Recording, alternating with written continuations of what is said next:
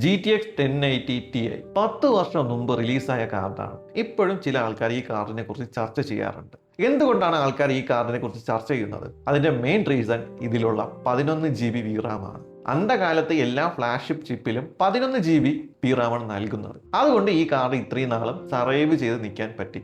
ഇന്ന് പോലും raw raster പെർഫോമൻസിൽ ഇതൊരു ബീസ്റ്റ് ആണ്. റോ പെർഫോമൻസ് എടുത്തു കഴിഞ്ഞാൽ 1080p ഗെയിംസിൽ CS2, അപ്പെക്സ്, ഓവർവാച്ച് പോലെയുള്ള ഗെയിംസിൽ ഹൈ FPS ആണ് ഈ കാർഡ് തരുന്നത്. പഴയ AAA ഗെയിംസിലും 4K ഡീസന്റ് ആയിട്ട് റൺ ചെയ്യാനും ഈ കാർഡ് ഹെൽപ്പ് ചെയ്യുന്നുണ്ട്. 2026 ഈ കാർഡ് ഫേസ് ചെയ്യുന്ന മേജർ പ്രോബ്ലം എന്ന് പറയുന്നത് ഫീച്ചേഴ്സ് ആണ്. DLSS ഇല്ല, റേ ട്രേസിംഗ് ഇല്ല, ഫ്രെയിം ജനറേഷൻ ഇല്ല. അത് മാത്രമല്ല ഗെയിം റെഡി ഡ്രൈവറിന്റെ സപ്പോർട്ടും കിട്ടുന്നില്ല. ഫ്യൂച്ചർ ഗെയിംസിന്റെ കോമ്പാറ്റിബിലിറ്റി കിട്ടാനൊക്കെ ചാൻസ് കുറവായിരിക്കും. ഈ കാർഡ് ഫേസ് ചെയ്യുന്ന അടുത്തൊരു പ്രോബ്ലമാണ് പവർ കൺസംപ്ഷൻ. 250 വാട്ട്സ് ആണ് ഈ കാർഡ് കൺസ്യൂം ചെയ്യുന്നത്. കറണ്ട് ബില്ല് അത്രയും റൈസ് ആവും. ഇന്നത്തെ മാർക്കറ്റിൽ ബഡ്ജറ്റ് റേഞ്ചിൽ പുതിയ ഗ്രാഫിക്സ് കാർഡ് കിട്ടുന്നുണ്ട്, അതും ലോവർ പവർ കൺസംപ്ഷനിൽ. ഈ കാർഡ് ശരിക്കും പർച്ചേസ് ചെയ്യണോ? ആൾറെഡി ഞാൻ മെൻഷൻ ചെയ്തിട്ടുണ്ട്, ഈ കാർഡ് 10 വർഷം മുമ്പ് റിലീസ് ചെയ്ത കാർഡാണ്. മോഡേൺ ഫീച്ചേഴ്സ് ഒന്നും ഈ കാർഡിൽ കിട്ടത്തില്ല. ഫ്യൂച്ചർ ഗെയിംസിന്റെ ഒക്കെ സപ്പോർട്ട് എത്രത്തോളം കിട്ടുമെന്നും പറയാൻ പറ്റത്തില്ല. യൂസ്ഡ് മാർക്കറ്റിൽ ചീപ്പ് വിലയിൽ അറൗണ്ട് 10-നും 15-നും ഇടയിൽ കിട്ടിക്കഴിഞ്ഞാൽ പർച്ചേസ് ചെയ്യുക. പക്ഷെ എന്റെ റെക്കമെൻഡേഷൻ